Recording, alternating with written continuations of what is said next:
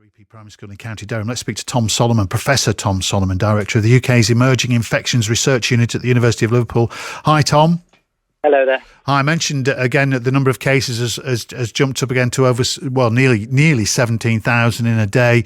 That doesn't look to be dropping anytime soon. That's the highest since early February. How are we going to address this issue? Which, on the one hand, we're applauding the fact that many oldies have been double jabbed. How are we going to approach this problem at schools, do you think?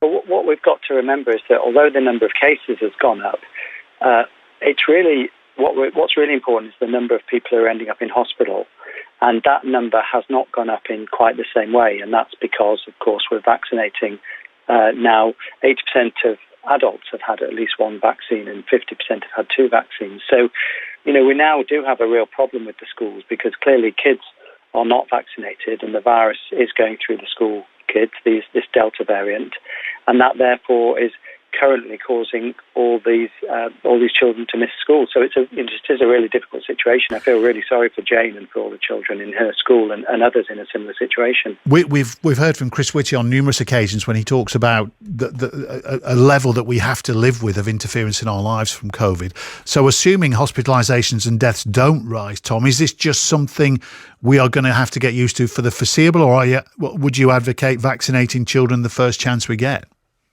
Well, I think living with it will change over time. I mean, at the moment, living with it means closing down schools and children all having to isolate, etc., etc. But we can't go on like that forever, and I don't think we will need to go on like that forever. We are considering whether to vaccinate children. Currently, children aged between 12 to 15. The MHRA has approved use of vaccine in those children, and the Joint Committee, that's the regulator, the MHRA, the Joint Committee on Vaccinations and Immunisations, is then deciding whether they should be vaccinated, when and how. And then I think similar approaches will apply to younger school children. Some people say they don't need to be vaccinated because they don't get very sick themselves. But, of course, they are suffering enormously. Even if they're not suffering from getting a severe illness, they're suffering from the fact that they have to go home all the time. So I think that does need to be borne in mind when one looks at the ratio of the benefits to the risks, the balance for them. Mm-hmm.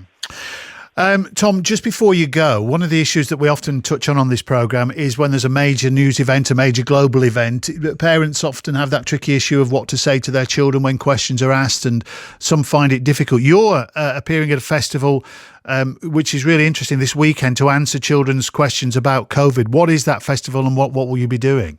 That's right. So it's the Barnes Children's Literature Festival in Barnes in West London, and my show is called COVID for Kids. And basically, we are answering all the questions of the kids and the adults, looking at how this pandemic started, why the virus emerged, how we're dealing with it, what we can do to work together to get it under control. We've had some great questions coming in from the kids, and it's quite an interactive show. There's also we're doing some things with the kids on stage in a safe way, but to demonstrate some of the factors of how viruses like this transmit. And the tickets have gone really well, but we still do have some tickets left. The show is on Sunday at 1 p.m, Sunday the 27th at 1 p.m, and the tickets are £5 each. So if people are interested, then they should look it up on the internet. Tom, thank you. Good luck with that. Thanks for your time today, Professor Tom Solomon there, who's Director of the UK's Emerging Infections Research Unit at the University of Liverpool. Right, let us get...